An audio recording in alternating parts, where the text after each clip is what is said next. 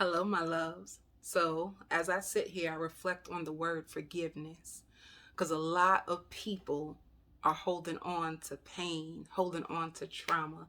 They don't want to release it. They don't want to forgive the person because they feel as if forgiving that person is freeing them for what they've done to you.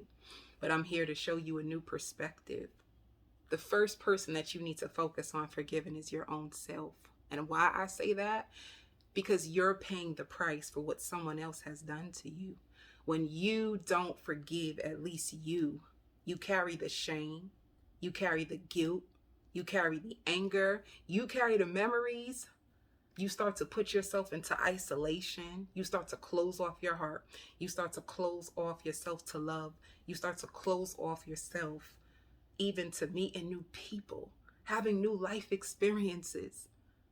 So if you think about the power of forgiveness and why it's important because it frees you. And this journey is all about you. And whether you realize it or not, you're closed off. You don't want to trust again. You don't want to love again. And love is the most beautiful, powerful thing. Once you learn how to have boundaries and love in a healthy way, love can be beautiful once you can share it with someone who's just as loving and genuine as you. And there's people who's out there who is like that. There's new friends that you can have that are genuine and can share the same beliefs and values as you. But the first thing, you got to free you. You need to free you. You need to forgive yourself. You need to let go of shame and guilt that has been tying up your life, putting you in a prison. You don't go out no more. You don't smile no more. You don't forgot what fun is. You just keep yourself in a box. And that's all you do whenever you have some downtime is think and reflect on what they done to you. And you're paying for what someone else done to you. When you tell yourself, I will never trust again, I will never love again, you're putting yourself on punishment for what somebody else has done to you. That's almost like you serving a sentence in prison and you didn't even do the crime. Why would you go to jail for something that you have not done? And that's what it is when you don't forgive, when you on lockdown, baby. You done gave yourself a sentence and you didn't even do the crime. But let me tell you that point. I should have known better.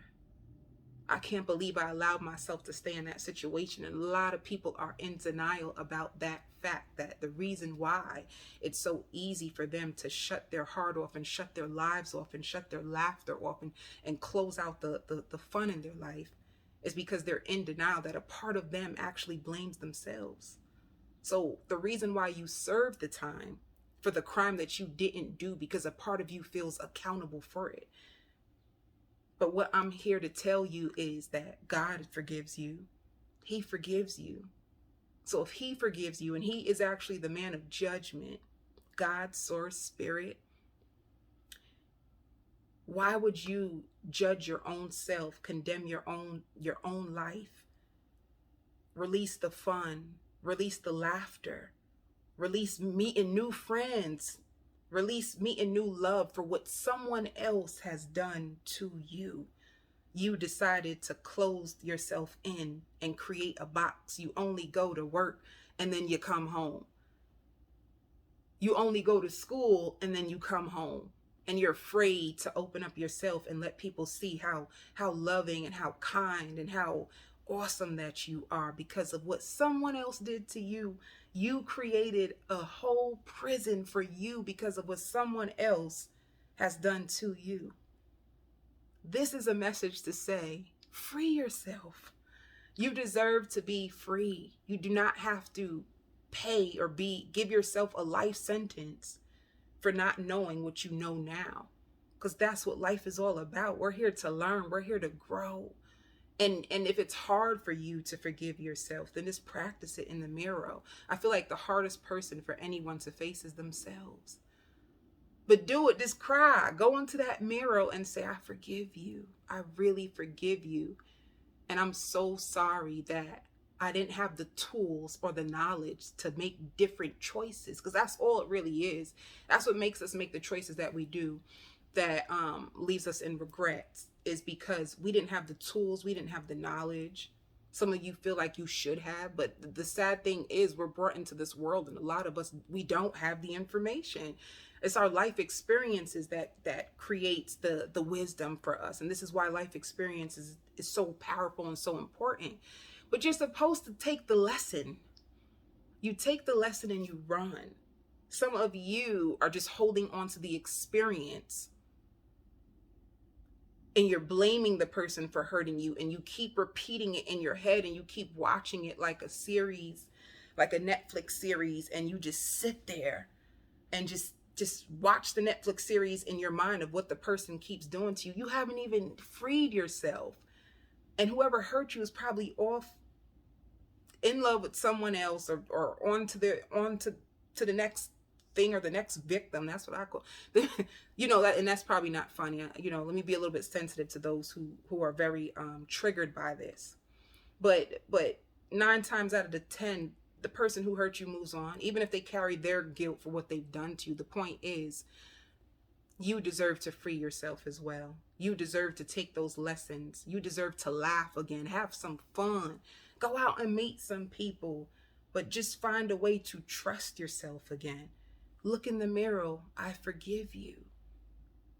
Because that's how you do inner child work. When you speak about inner child work, what would you tell your inner child? Because sometimes it's your inner child inside of you who's still learning, or still grieving and going through like childhood trauma, and it's replaying in your life now, and you still need some time to overcome it and heal it, and for it to be shown to you.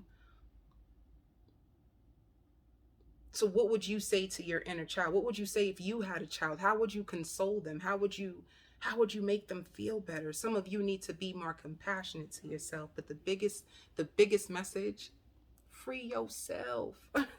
Forgive yourself. Start with you. Once you start with you and you forgive yourself, and you can say that in the mirror, you could put yourself on a little punishment, and it's like, I just need to reflect on what has happened. I need to grieve. I need to forgive myself. But don't keep yourself in a sentence. Don't give yourself a 5 to 10 year sentence, and you're sitting in your house 5 to 10 years. You refuse to date. You refuse to meet friends. You don't deserve that. You don't deserve a 5 year sentence for something that you didn't do. All right. So I hope this helped you. I hope it gave you a different perspective on what forgiveness is. A lot of people think that, no, I'm not going to forgive them, because it frees them. Sometimes forgiveness is a process too, by the way. It's a process for you to forgive and release and let go. But start with yourself. I feel like when you forgive yourself, is the first person who deserves forgiveness and deserves compassion and deserves kindness. What would you have wanted them to say to you? Start saying it to yourself, or write yourself a beautiful letter. It will change the way you see the situation. And then you can go out and live your life and laugh and meet a new lover, meet new friends. I send you so much love and light.